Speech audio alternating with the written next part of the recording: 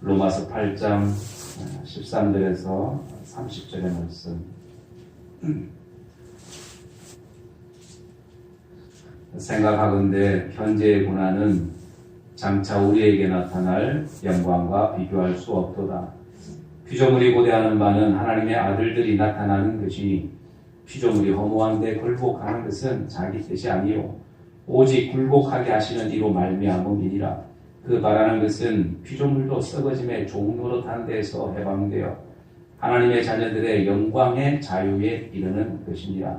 피조물이 다 이제까지 함께 탄식하며 함께 고통을 겪고 있는 것을 우리가 아느니라. 그뿐 아니라 또한 우리 곧 성령의 처음 익은 열매를 받은 우리까지도 속으로 탄식하여 양자될 것 곧 우리 몸의 속량을 기다리느니라. 우리가 소망으로 구원을 얻었음에 보이는 소망이 아니니 보는 것을 누가 바라리요. 만일 우리가 보지 못하는 것을 바라면 참으로 기다릴지니라. 이와 같이 성령도 우리의 연약함을 도우시나니 우리는 마땅히 기도할 바를 알지 못하나 오직 성령이 말할 수 없는 탄식으로 우리를 위하여 친히 간구하시느니라. 마음을 살피시는 이가 성령의 생각을 아시나니 이는 성령이 하나님의 뜻대로 성도를 위하여 간구하심이니라. 우리가 알거니와 하나님을 사랑하는 자 곧 그의 뜻대로 부르심을 입은 자들에게는 모든 것이 합력하여 선을 이루느니라. 하나님이 미리 아신 자들을 또한 그 아들의 형상을 본받게 하기 위하여 미리 정하셨으니 이는 그로 많은 형제 중에서 맏아들이 되게 하려 하심이니라. 또 미리 정하신 그들을 부르시고 부르신 그들을 또한 의롭다 하시고 의롭다 하신 그들을 또한 영화롭게 하셨느니라. 아멘. 할렐루야. 아멘. 이제 봄이 가까이 온 것 같습니다. 우리 옆 사람하고 한번 인사합시다. 예배드리겠서 반갑습니다. 은혜 받읍시다. 네, 그래. 은혜 받읍시다.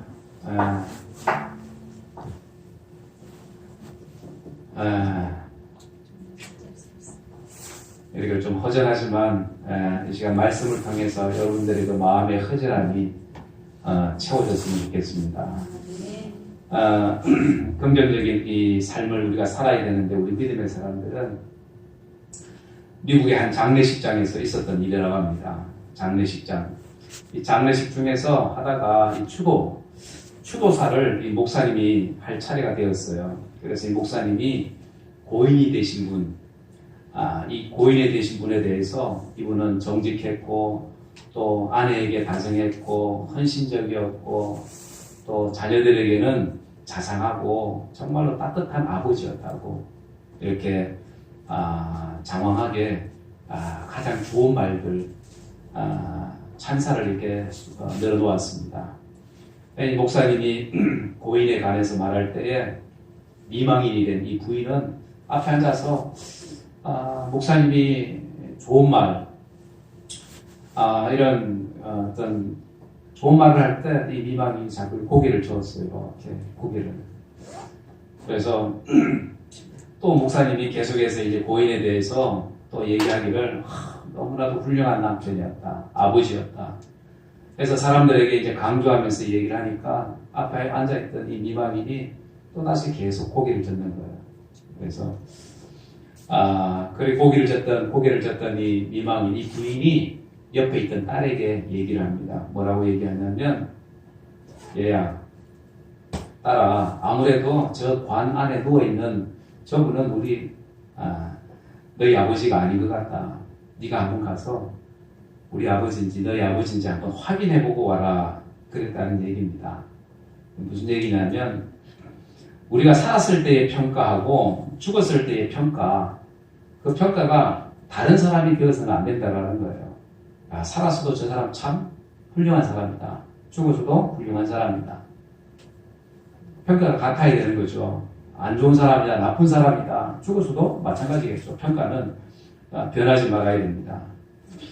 우리 예수 믿는 사람들도 마찬가지입니다. 우리 예수 믿는 사람들, 우리가 이 땅을 살아갈 때에 행복하게 즐겁게 감사하면서 살아야 되는데 원망하고 불평해서 살아서는 안 되겠죠. 그래서 사람들 앞에서도 좋은 평가, 칭찬 듣는 이런 평가를 우리가 듣고 살아야 되고, 나중에 죽어서도 마찬가지고, 그리고 나중에 하나님 앞에 섰을 때도 마찬가지입니다. 야, 저 사람 참 아름다운 인생을 살았다. 사람들에게 칭찬 만한 일들을 하면서 살았다. 이런 얘기를 들어야지 적어도 그 사람은 성공적인 인생을 산 사람이 아닐까, 그런 생각을 하게 됩니다. 그래서 세상을 이렇게 보면 성공한 사람들도 있지만 실패한 사람들도 많이 있다는 거예요. 야, 내가 나중에 죽었을 때, 관에 들어갔을 때 사람들이 나를 뭐라고 생각할까? 뭐라고 기억할까? 우리 한번 생각해 봐야 될 것 같습니다. 칭찬일까? 아니면 잘 죽었다, 저 사람. 그런 얘기 들을까? 아유, 빨리 진작에 죽었어야 되는데. 이런 얘기를 관 속에서 듣는다고 생각해 보세요. 야, 얼마나 슬플까? 그래서 적어도 우리 믿음의 사람들은, 또 예수 믿는 저와 여러분들은 긍정적인 사람이 되고, 여러분들 이 땅에서도 하나님 앞에서도 칭찬받는 사람들이 되어야 될 줄 믿습니다. 성공적으로 사는 사람, 물질적으로 성공한 것이 성공한 거다라고 얘기할 수는 없습니다. 어쨌든 사람들에게 인정받고 칭찬받고 하나님 앞에 잘했다고 인정받는 사람이 적어도 성공적인 사람이 아니겠는가. 이렇게 성공적으로 사는 사람들의 특징이 하나 있다고 그러는데, 그 특징 가운데 하나가 긍정적이다라는 얘기를 합니다. 긍정적이다. 메사예. 아메리카 이 대륙을 발견한 이 콜럼버스가 있습니다. 이 사람인데, 이 사람이 이 아메리카 신대륙을 발견하기 위해서 오랫동안 항해를 하죠. 항해를 하면서 선원들이 날씨도 안 좋고 아무리 가도 바다밖에 없고, 그러니까 막 원망하고 불평하더라는 거예요. 그래서 이 부정적인 태도 때문에 이 콜럼버스가 참 힘들었는데, 그런데 이 콜럼버스는 그런 어려움 속에서도 항상 긍정적인 마인드였다라고 얘기합니다. 긍정적이었다. 사람들은 실패할 거라고 얘기하고, 야, 돌아가자고 얘기하고, 그렇게 얘기했지만, 콜럼버스는 긍정적으로 그들을 얘기했다고 합니다. 그들에게. 그래서 결국 그는 인류 최초로 아메리카 대륙을 발견한 사람이 되었습니다. 성경에도 보면 부정적인 사람보다는 하나님께서 어떤 사람? 긍정적인 사람을 쓰시죠. 말씀에 순종하는 사람을 하나님이 쓰시더라는 거예요. 베드로가 밤새 고기를 잡았습니다. 한 마리도 못 잡고 실패하고 그물을 씻고 있을 때 예수님께서 베드로에게 오셔서 말씀하시죠. 깊은 곳에 그물을 내려 고기를 잡으라. 깊은 곳에 그물을 내려서 고기를 잡으라. 그 말씀에 이 베드로가 순종합니다. 날이 밝아서 깊은 곳에 물고기가 없는 것 누구보다도 베드로가 알아요. 물고기들이 다 숨잖아요. 바위 틈으로 숨고 해서 물고기가 없습니다. 그럼에도 불구하고 주님의 말씀에 부정적으로 받지 않고 긍정적으로 받아들입니다. 그래서 순종해서 많은 고기를 잡을 수가 있었다. 하나님의 복도 가만히 보면 부정적인 사람에게 주어지기보다는 긍정적인 사람에게 하나님의 복이 주어집니다. 가나안 땅에 정복하기 위해서 이스라엘 백성들이 12지파가 지파별로 한 명씩 12명을 정탐꾼을 보내죠. 그리고 돌아와서 정탐 결과를 얘기합니다. 10명은 그 땅에 들어갈 수 없다. 부정적인 보고를 합니다. 부정적인 보고를 했을 때 그들은 부정적인 보고대로 결국 그들은 가나안 땅에 들어가지 못합니다. 그런데 여호수아와 갈렙은 하나님을 믿고 긍정적인 보고를 하게 되죠. 가나안에 있는 사람들 기골이 장대한 사람들이지만은, 그러나 하나님이 우리와 함께 하시니까 우리는 능히 들어갈 수 있다. 이길 수 있다. 저들은 우리의 밥이다. 이렇게 긍정적인 보고를 하게 됩니다. 그렇게 했을 때에 긍정적인 보고대로 그들은 가나안에 들어가는 복을 받게 됩니다. 의학적으로도 긍정적인 사람 또 부정적인 사람, 어떤 사람이 오래 살까요? 긍정적인 사람. 매사를 부정적인 생각을 가진 사람들은 그렇지 않은 사람들보다 심장마비에 걸릴 확률이 훨씬 더 많다고 얘기합니다. 4배라고 얘기합니다. 의학자들은. 4배가 높다라는 이 연구 결과가 나왔다고 합니다. 그러니까 예수 믿는 사람들은 적어도 부정적인 사람이 되는 것이 아니라 긍정적인 사람이 되어야 된다는 거죠. 긍정적인 마인드. 그래서 오늘 우리가 읽었던 이 말씀도 이 로마서 8장 1장부터 7장까지는 생명의 성령의 법, 생명의 성령의 법에 대해서 말씀을 하고, 그리고 8장부터 16장까지는 그리고 나서 그리스도인의 승리에 대해서 이렇게 말씀을 해요. 이 8장, 이제 시작되는 이 8장에 보면 왜 우리가 긍정적인 삶을 살아야 되는가, 우리 그리스도인들은 특별히 긍정적인 인생이 되어야 되는가라는 것에 대해서 우리는 몇 가지 깨달을 수가 있습니다. 첫 번째는 오늘 본문에도 말씀합니다. 18절에 현재의 고난은 장차 우리에게 나타날 영광과 비교할 수 없다. 영광스러운 미래, 그 미래와 비교할 수 없기 때문에 우리는 이 땅에서 긍정적인 삶을 살아야 된다는 거예요. 18절 말씀에도 현재의 고난, 우리가 어떻게 보면 이 고난에 지금 어떻게 보면 고난의 그 삶을 우리가 살고 있는 거죠. 이 광야가. 그런데 이 고난, 장차 우리에게 나타날 영광과 비교할 수 없다. 우리에게 나타날 영광, 앞으로 우리가 영광스러운 존재가 되는 것, 그것에 비하면 현재 우리가 경험하고 있는 여러 가지 많은 어려움들 아무것도 아니다라는 거예요. 아무것도 아니다. 고린도후서 6장에 보면 고린도 교회 교인들이 이 사도 바울이 말씀을 선포하고 증거하는 것에 대해서 사도직을 수행하는 것에 대해서 시비를 겁니다. 야, 어떻게 이 유대인이 또 핍박자였던, 예수를 핍박했던, 믿는 자들을 잡아다가 죽이는 일에 앞장섰던 그 사울이었던 바울이 어떻게 사도가 될 수 있냐? 없다. 그렇게 해서 인정할 수 없다고 그렇게 시비를 걸었습니다. 그러면서 이 바울이 자기가 사도직을 감당하면서 여러 가지 많은 받은 고난들에 대해서 얘기를 해요. 뭘 얘기했냐면 고린도후서 6장 4절 5절에 보면 이렇게 얘기해요. 다 같이 한번 읽어볼까요? 시작. 오직 모든 일에 하나님의 일꾼으로 자천하여 많이 견디는 것과 환난과 궁핍과 고난과 내맞음과 갇힘과 난동과 수고로움과 자지 못함과 먹지 못함 가운데에서도 그런 수많은 그 사도직을 감당하는데 이런 엄청난 많은 어려움을 당했습니다.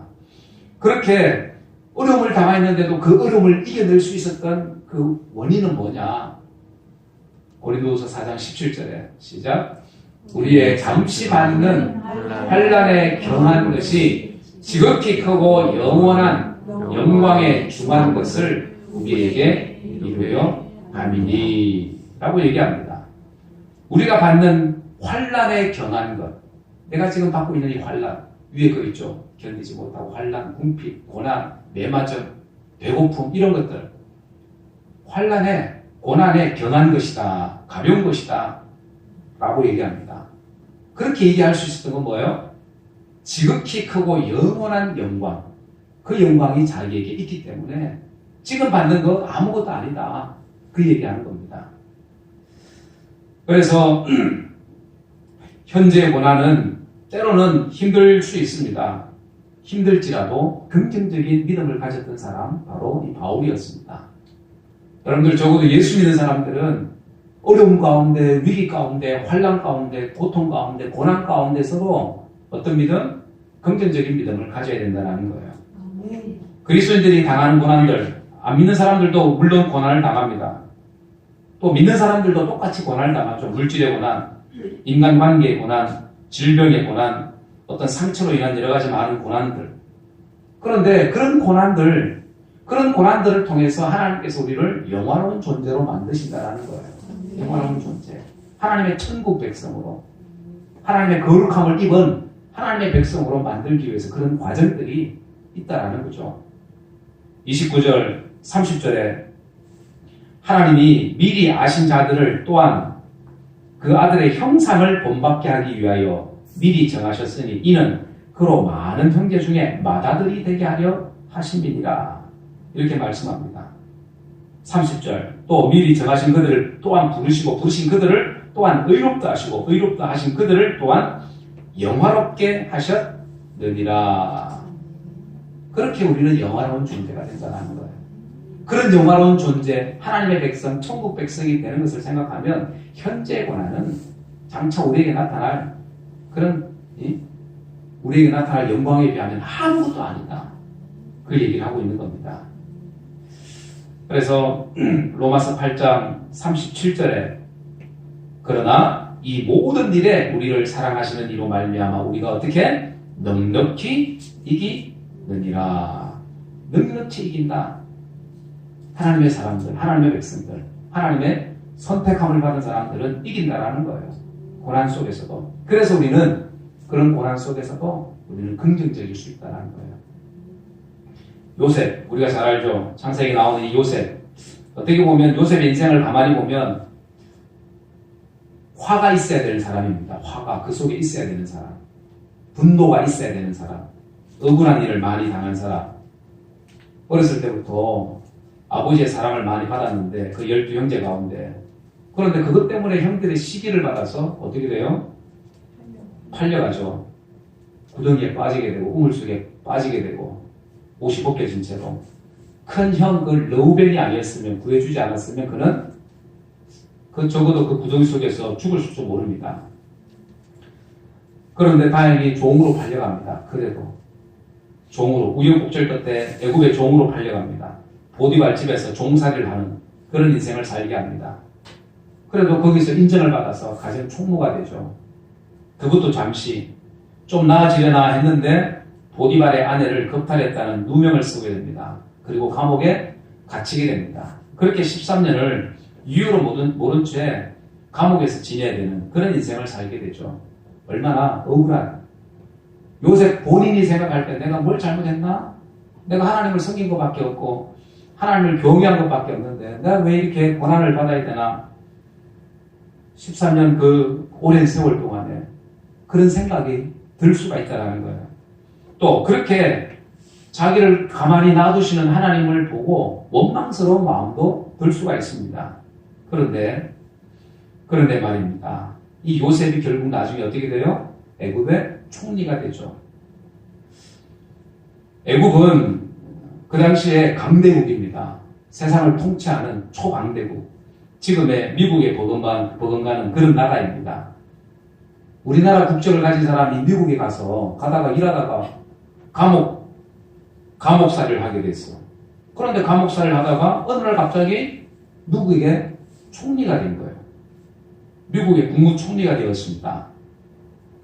깜짝 놀랄 일이잖아요. 엄청난 일이잖아요. 요셉이 그렇게 고난으로 생각했다면 그런 힘든 삶을 살았을 겁니다. 그런데 요셉은 참 신기하게도 앞을 내다보는 어떤 그런 능력이 있었다 그럴까? 하나님을 신뢰하고 믿고 바라보는 그런 힘이 그에게 있었습니다. 믿음이 있었다라는 거예요. 그래서 요셉이 뭐라고 얘기하냐면 창세기 50장 20절에 보면 이렇게 얘기해요. 시작.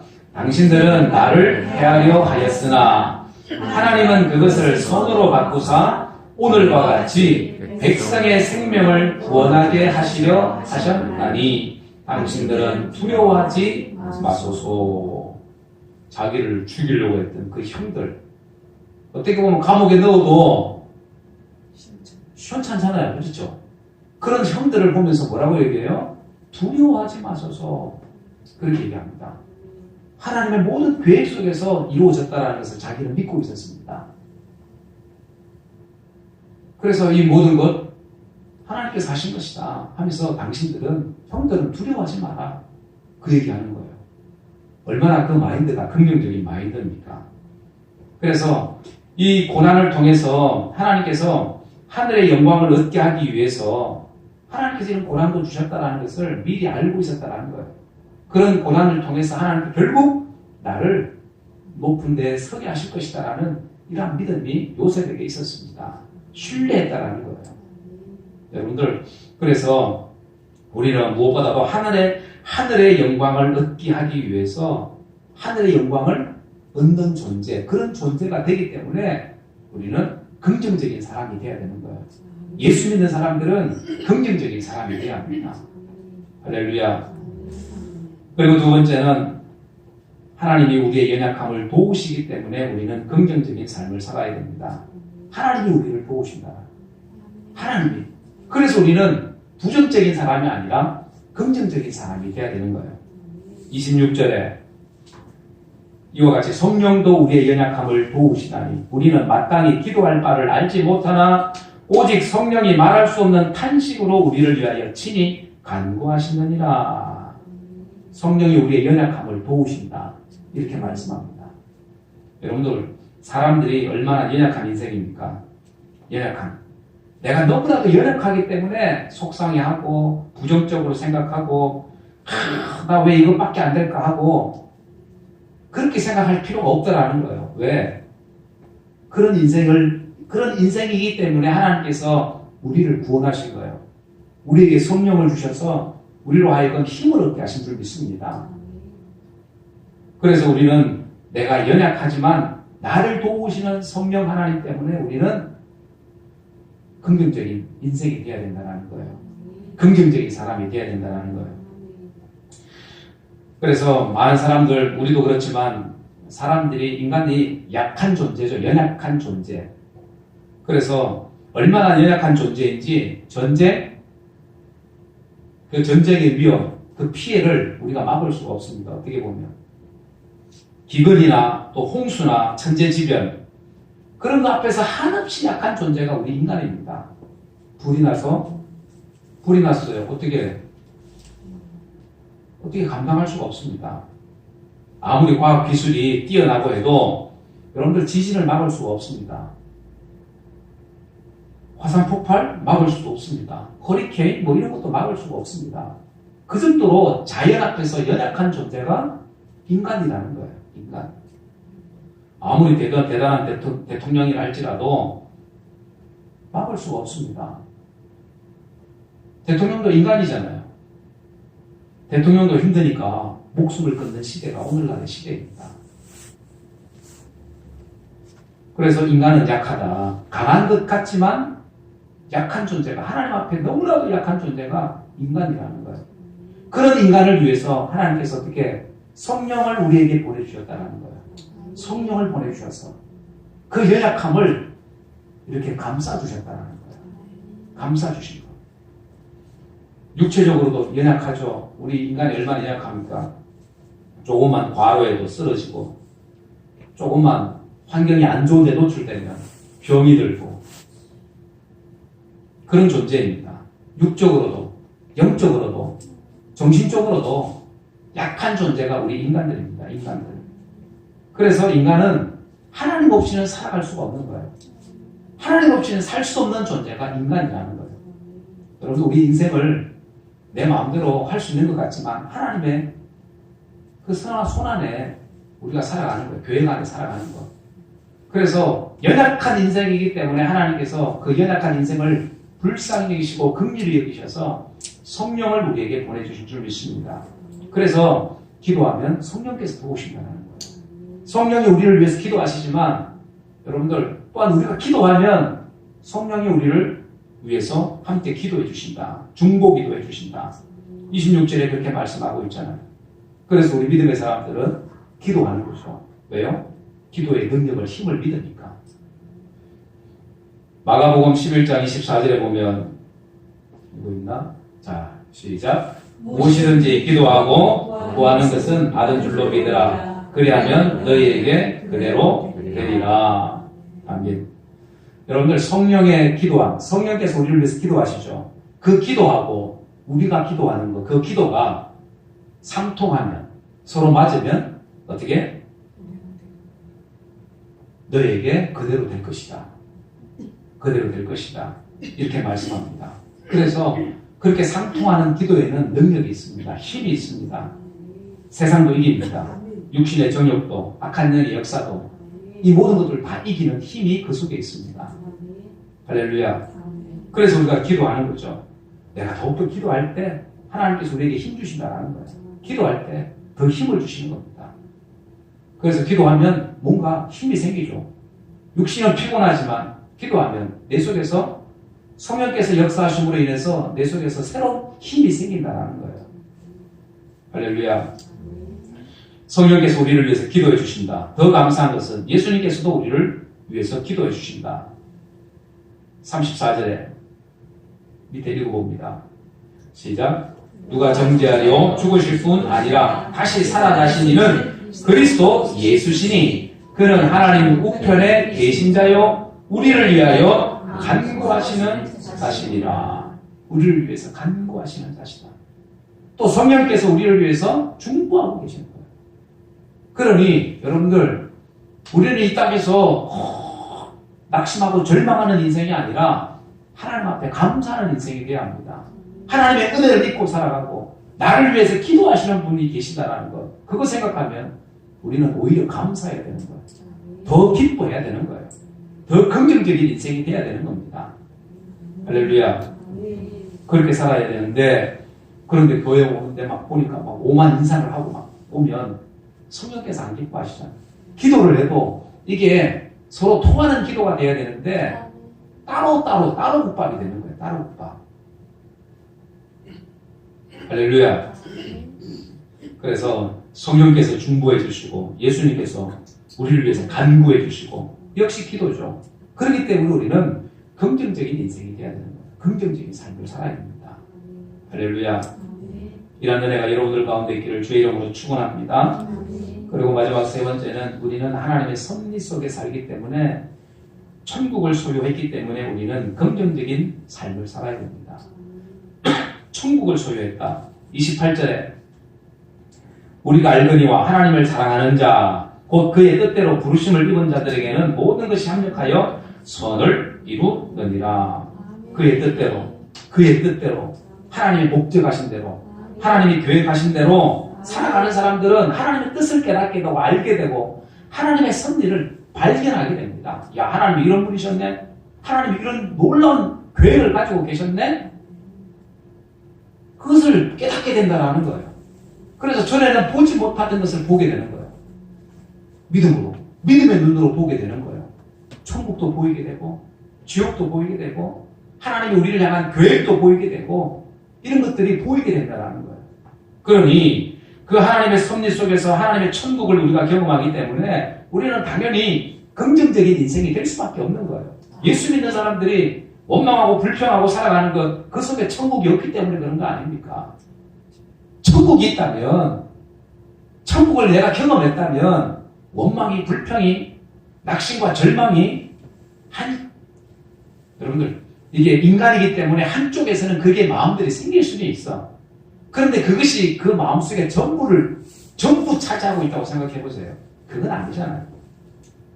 그건 아니라는 얘기예요. 가끔씩 그런 마음이 불쑥 들 때는 있어요. 우리가 인간이기 때문에, 약하기 때문에. 그런데 매일 그렇게 살아가는 것은 하나님의 은혜를 경험하지 못한 사람입니다. 모든 것이 협력해서 선을 이루시는 하나님을 알지 못한 사람. 그래서 여러분들, 우리 믿음의 사람들은 우리 인생을 통해서 하나님의 어떤 계획, 하나님의 섭리라고 그러죠. 섭리.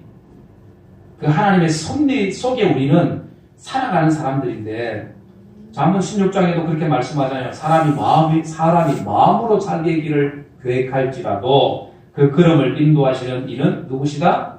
여호와시다. 그 걸음을 인도하시는 분이 여호와 하나님이시다는 것을 알면, 야, 하나님의 섭리가 여기에 있네. 하나님이 이런 계획과 이런 이 모든 것들을 하나님께서 준비해 놓으셨네. 알게 되는 거예요. 깨닫게 되는 거예요. 천국이 보이게 되는 거예요. 하나님의 평안이 우리 속에 머물게 되는 겁니다. 그래서 하나님의 큰 그림을 알게 되는 거죠. 하나님의 큰 그림.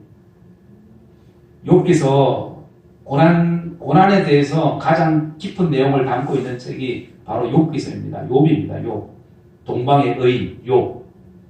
하나님께서 인정한 욥. 그런데 이 의인인 이 욥 자신 스스로 왜 내가 이런 고난을 겪어야 되지? 처음에는 의문이 들었습니다. 그래서 하나님 앞에 질문하죠. 하나님, 왜 나에게 이런 일이 있어야 됩니까? 왜 나에게 이런 일이 일어나야 됩니까? 하고 하나님 앞에 이 고난에 대해서 질문을 해요. 질문. 그런데 이 고난을 겪으면서 그의 질문이 바뀌어집니다. 어떻게 바뀌어요? 중간쯤에 보면 하나님 이런 일들이 일어나는 이유가 무엇입니까? 그러면서 이것을 통해서 하나님 뭘 원하십니까? 뭘 하기를 원하십니까? 하나님 뜻이 어디에 있습니까? 어떻게 해야 됩니까? 하면서 이제는 전에는 하나님에 대해서 뭔가 답을 구했지만 이제는 자기가 주체가 되어서 내가 이제 뭘 또 해야 됩니까? 뭔가 해야 될 것이 있습니까? 이렇게 묻습니다. 그러면서 38장 이후에 가면 하나님의 섭리가 얼마나 크고 놀라운지를 깨닫게 됩니다. 하나님의 섭리가. 그 하나님의 크신 하나님 앞에 자기가 딱 서 있는 것을 보니까 자기는 너무나도 부족하고 연약하고 초라하고 그런 존재라는 것을 깨닫게 됩니다. 아무리 의인이라고 사람들이 인정하고 하나님이 인정했지만 그런 존재도 하나님 앞에 서니까 자기는 너무나도 죄인의 모습 된 자신을 보게 된 거예요. 그래서 욥이 고백합니다. 뭐라고 고백합니까? 욥기 42장 5절에 시작. 내가 주께 대하여 귀로 듣기만 하였사오나 이제는 눈으로 주를 배움나이다. 그러므로 내가 스스로 거두어 드리고 티끌과 제 가운데서 회개하나이다. 욥이 깨달았어요. 너무나도 크신 하나님, 지금까지 내가 너무나도 부족했구나. 내가 너무나도 초라했구나. 내가 죄인이었구나. 알게 된 거예요. 아무리 의인이라고 생각했던 자신도 하나님 앞에 서니 그 하나님 크신 하나님 앞에 서니까 자기가 죄 가운데 서 있는 것 같고 그래서 회개할 수밖에 없는 인생이라는 것을 그가 깨닫게 되어집니다. 여러분들 우리도 이 욥과 다를 바 없죠. 그래서 그런 욥과 같은 고난을 겪었을 때 원망과 불평이 아니라 하나님의 뜻이 어떤 것을 우리가 묻게 되고 그리고 하나님께서 승리 가운데 응답하셨을 때 우리는 욥처럼 내가 제 가운데서 회개합니다. 여러분들 이런 인생이 돼야 되는 거예요. 그렇게 되면 하나님 앞에 나는 부끄럽습니다. 나는 연약한 인생입니다. 그렇게 살아가는 거예요. 그리고 하나님의 은혜가 얼마나 큰지 하나님이 얼마나 크신 하나님인 것을 깨닫게 되고 알게 되고 그리고 그 하나님 앞에 감사하게 되는 거예요. 그럴 때 하나님 주시는 평안이 임하게 되죠. 그리고 하나님께서 회복시키십니다. 욥을 회복시키셨듯이 하나님 회복시키신 하나님. 그래서 여러분들 그런 은혜를 잊게 되면 하나님의 그 큰 그림이 보이지 않겠어요? 하나님 이런 계획이 있으셨구나. 이런 놀라운 하나님의 은혜가 있었네.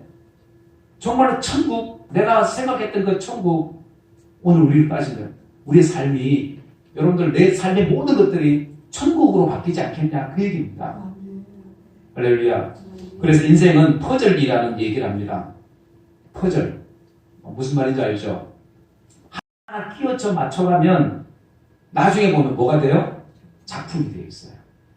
그래서 우리 인생들은 하나하나 가지고는 잘 몰라요. 하나님의 뜻이 어딨나? 하나님의 섭리가 어딨나? 잘 몰라요. 그런데 그것이 하나하나 맞춰지면 나중에 큰 그림이 이루어집니다. 하나님의 섭리를 알게 된다는 거예요. 깨닫게 된다는 겁니다.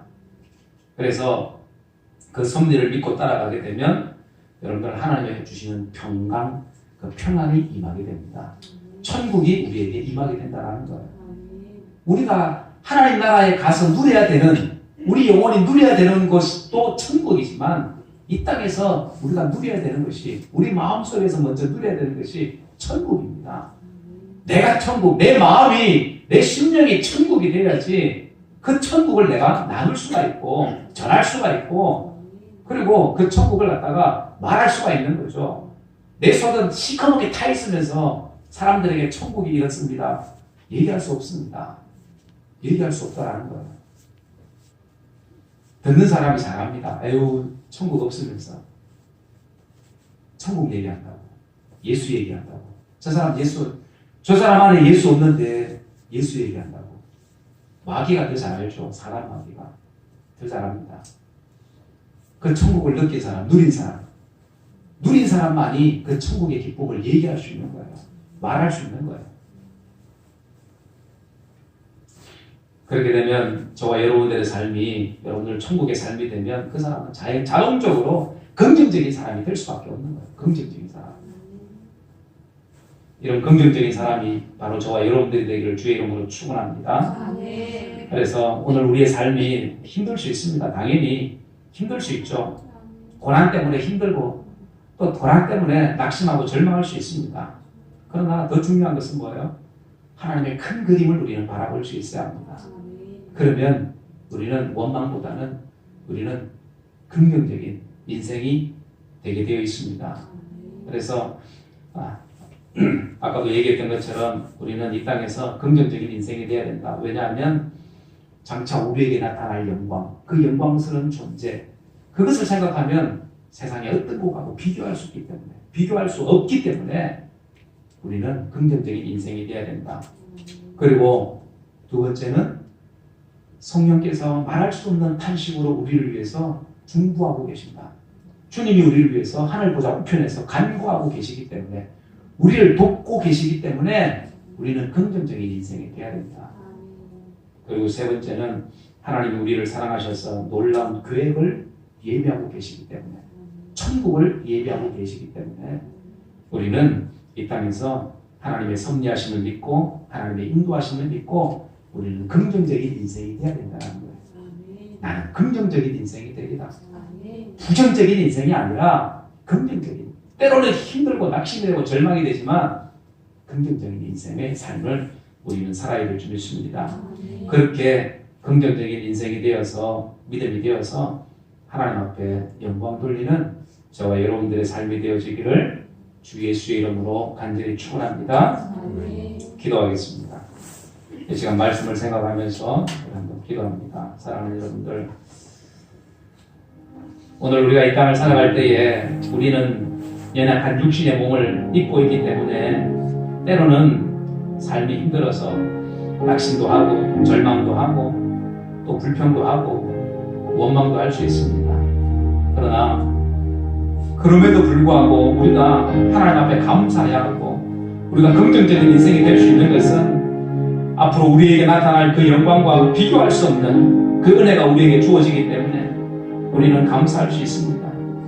뿐만 아니라 우리의 약함을 아시고 하나님께서 성령을 통해서 우리를 위해서 중보하고 계십니다. 우리를 돕고 계십니다. 하나님 우편 보좌에서 주님께서 우리를 위해서 간구하고 기도하고 계십니다. 힘내라고 우리에게 말할 수 없는 탄식으로 우리를 돕고 계시는 그 주님을 우리는 기억할 수 있어야 합니다. 그 주님을 우리가 기억하면 우리는 감사할 수 있습니다. 긍정적인 삶을 살 수가 있습니다. 뿐만 아니라 하나님 우리에게 놀라운 계획을 가지고 계십니다. 천국을 예비하셨습니다. 그렇기 때문에 우리는 이 땅에서 낙심하고 원망하고 불평하고 부정적인 인생이 아니라 그 하나님의 크신 은혜와 사랑을 생각하고 그 하나님의 놀라운 계획을 생각하면 우리는 긍정적인 사람이 될 수밖에 없습니다. 오늘 우리가 이 땅의 삶이 하나님 긍정적인 삶이 되어서 하나님 앞에 영광 돌리는 삶, 내가 이 땅에서도 또 내가 죽어서도 정말 하나님 앞에 인정받을 수 있는, 사람에게 인정받는 하나님의 사람 되게 하여 주옵소서. 우리 다 같이 한번 통성으로 기도하도록 합니다. 고마우신 아버지 하나님, 은혜의 주님 감사합니다. 하나님, 우리가 이 땅에 살아갈 때에 하나님 우리는 부족한 인생입니다. 하나님, 때로는 낙심하고 절망할 수밖에 없는 그런 인생들입니다. 그러나 하나님께서 우리와 함께 하시고 우리를 도우시고 우리를 인도하시고 우리 가운데 새로운 일들을 준비하고 계시고 하나님 천국을 예비하시고 하나님 그 모든 것들을 우리가 바라보고 그 하나님의 인도하심을 바라보면 우리는 이 땅에서 감사할 수밖에 없고 하나님 긍정적인 인생이 될 수밖에 없음을 우리는 압니다. 하나님 그런 인생들로 우리가 살게 하여 주옵소서. 하나님의 기쁨이 우리 속에 차고 넘치게 하여 주옵소서. 하나님 그 은혜 가운데 살아가는 하나님의 거룩한 백성들 내게 도와주옵소서. 주님 감사합니다. 고마우신 하나님, 은혜 주님 감사합니다. 하나님 우리의 부족함에도 불구하고 연약한 인생, 부끄러운 인생임에도 불구하고 주님 우리에게 함께하여 주셔서 우리에게 하나님 우리에게 장차 나타날 그 영광, 그것을 바라보게 하시고 하나님의 백성으로 이 땅 가운데 살게 하신 하나님 감사합니다. 하나님, 그러나 우리가 때로는 부족한 것이 너무나도 많습니다. 하나님, 또 원망과 불평 가운데 살아갈 때도 많습니다. 그러나 그걸 아시고 하나님 성령을 우리에게 주셔서 보내주셔서 하나님 우리를 위해서 기도하게 하시고 또 간구하게 하시고 또 우리의 연약함을 또 싸매어 주시고 함께 해주시는 그 성령님의 그 인도하심을 감사합니다. 하나님뿐만 아니라 우리에게 천국을 주셔서 이 땅에서의 삶이 하나님 천국의 삶이 되게 도와주옵소서. 하나님, 주님으로 인해서 우리가 기뻐하고 즐거워하는 그러한 인생 되게 하여 주옵소서. 하나님, 그렇게 살아갈 때에 우리가 나중에 하나님 앞에 섰을 때에 우리가 칭찬받는 인생이 될 줄 믿습니다. 하나님 도우셔서 하나님 이 땅의 삶이 하나님 기뻐하시는 귀한 믿음의 삶이 되게 하시고 영광 돌리는 하나님께 영광 돌리는 아버지를 경쟁의 삶이 되게 축복하여 주옵소서. 주께서 함께 하심을 믿고 감사드리올 때에 거룩하신 예수님의 이름으로 간절히 기도드리옵나이다. 아멘. 찬송 288장